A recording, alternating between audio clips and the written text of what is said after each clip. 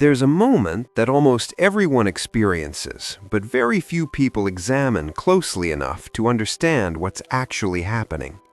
You get a raise, or a better job, or a new income stream begins to stabilize, and for a brief period, something shifts inside you.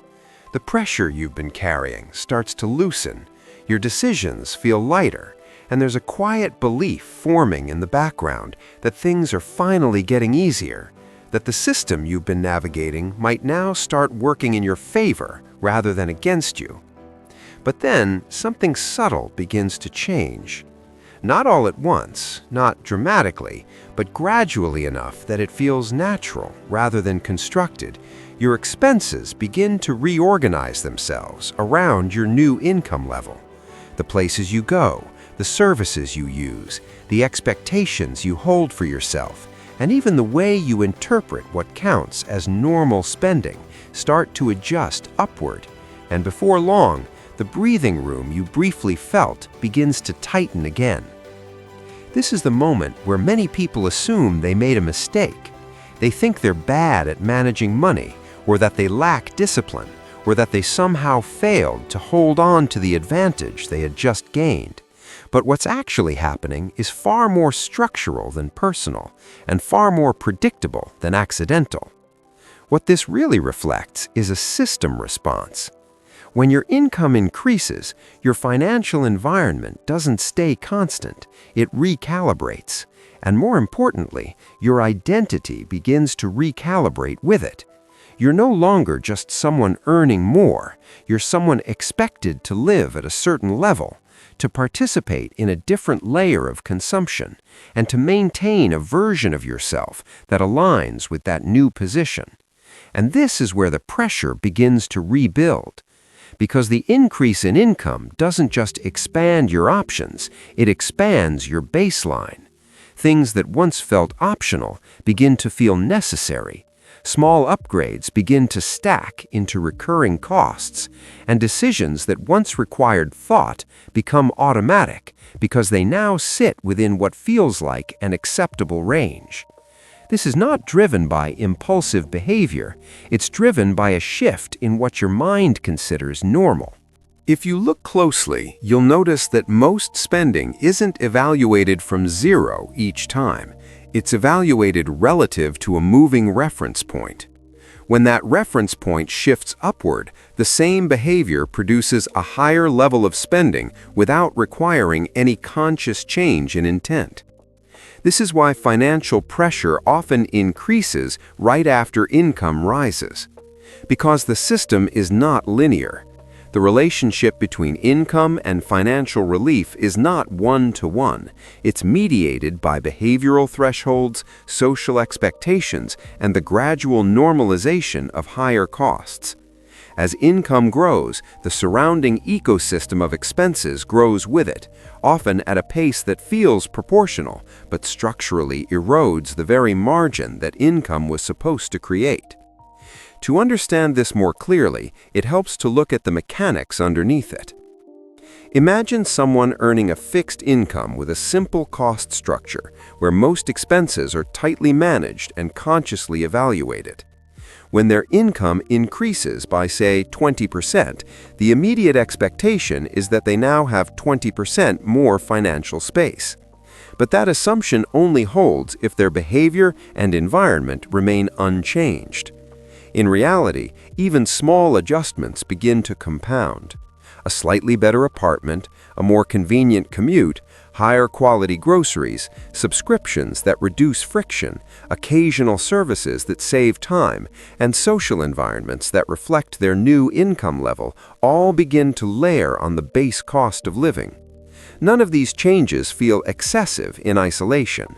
Each one is justified, reasonable, and often framed as a logical improvement.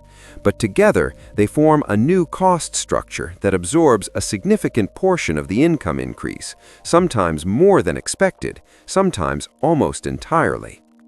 And because these changes are incremental, they rarely trigger alarm. They don't feel like large financial decisions, they feel like natural progress. But what this really creates is a new equilibrium, a point where your income and your expenses once again sit in close proximity, where the sense of relief disappears, and where the system stabilizes at a higher level of pressure than before, even though the numbers have increased. This is where the psychological layer becomes critical. Because once you adapt to a higher standard of living, reversing that adaptation feels like loss, even if it simply returns you to your previous baseline. The new level becomes embedded in your identity, and any deviation from it begins to feel like a step backward rather than a neutral adjustment. This is known as adaptation, but in financial terms, it behaves more like a ratchet. It moves in one direction easily and resists movement in the other. So when income rises, the system quickly expands to meet it. But when income falls or stabilizes, the system does not contract with the same ease. The expectations, commitments, and habits that were formed during the expansion phase remain in place, creating a persistent level of pressure that no longer matches the original conditions. This is one of the reasons why people at higher income levels can still feel financially constrained, not because they lack resources, but because their system has scaled to match those resources in a way that leaves little room for flexibility.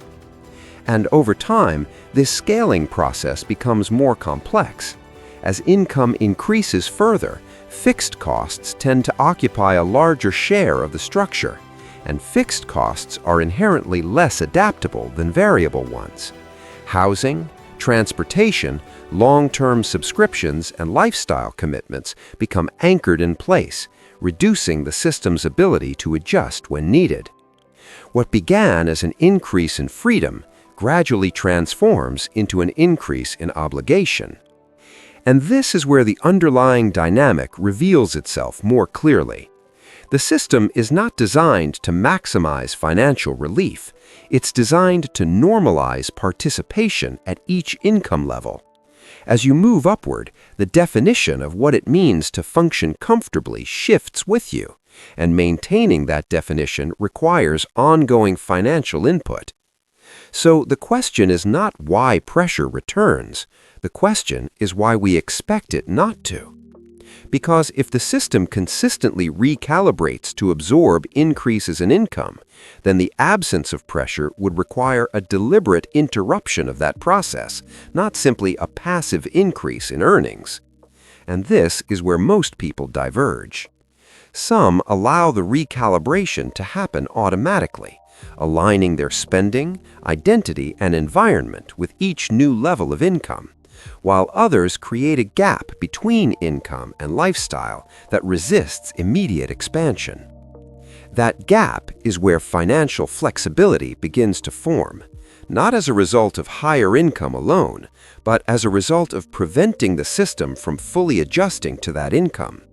It requires maintaining awareness of shifting baselines, recognizing when something moves from optional to expected, and questioning whether each new layer of cost actually improves long-term stability or simply reinforces a higher level of maintenance. Because over time, what matters is not how much you earn in isolation, it's how much of that income remains uncommitted to the system you've built around yourself. And this is where the identity shift becomes unavoidable. At some point, the question stops being about income growth and starts being about system design, about whether your financial structure expands automatically with each new level of income, or whether it is intentionally constrained to preserve space, flexibility, and optionality. This is not about restriction, it's about awareness. Understanding that financial pressure after an income increase is not a failure, but a predictable outcome of how human behavior interacts with economic systems, and that without intervention, the pattern will continue to repeat at every level. So, the next time income rises and the initial sense of relief begins to fade, the instinct should not be to search for mistakes or to assume mismanagement.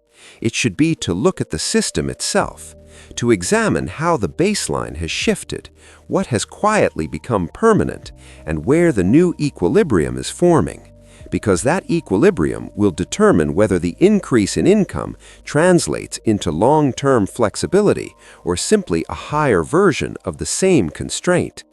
And in that sense, the real change does not come from earning more.